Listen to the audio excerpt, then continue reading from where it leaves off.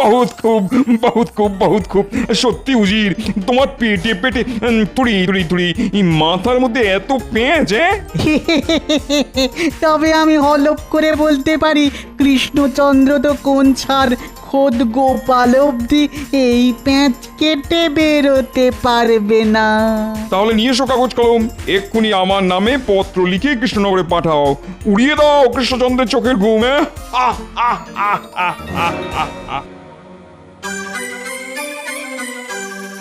মহারাজ, আজ একটা সুখবর ঘোষণা করবেন বলেছিলেন। আরে করব করব, এত তাড়া কিসে? আসলে মনের ভেতরটা বড্ড আনচান করছে যে। বাহ বাহ, একেবারে আঞ্চন করছে। হ্যাঁ মহারাজ, সুখবরটা শোনার উত্তেজনায় বুকের ভেতরটা কেমন ধরপড় ধরপড় করতে শুরু করে দিয়েছে। থাক, এতই যখন ধরফর করছে তখন বলেই ফেলি, কি বল? হ্যাঁ মহারাজ, বলুন বলুন। ভালো ফসল হওয়ার জন্যে আমি সকলকে মাইনে বাড়িয়ে দেবার কথা বলেছিলাম, কি মনে আছে তো? আছে মহারাজ, মনে সেই কথা, এই হৃদয়ে আছে সেটা গাঁথা। তাহলে সভাকবিকে দিয়ে শুরু করি। আর সভাকবির মাইনে বাড়লো 10 টাকা।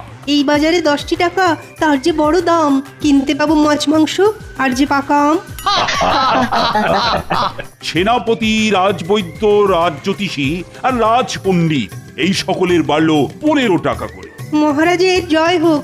বিজ্ঞানী ছুটিতে দেশে গেছে, ও ফিরে এলেই ওর বর্ধিত মাইনে আমি ঘোষণা করব।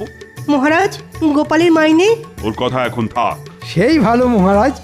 তবে আমার কথাটা এবার বলুন, কত বাড়লো আমার? আর তুমি যেহেতু মন্ত্রী, তাই তোমার মাইনে একটু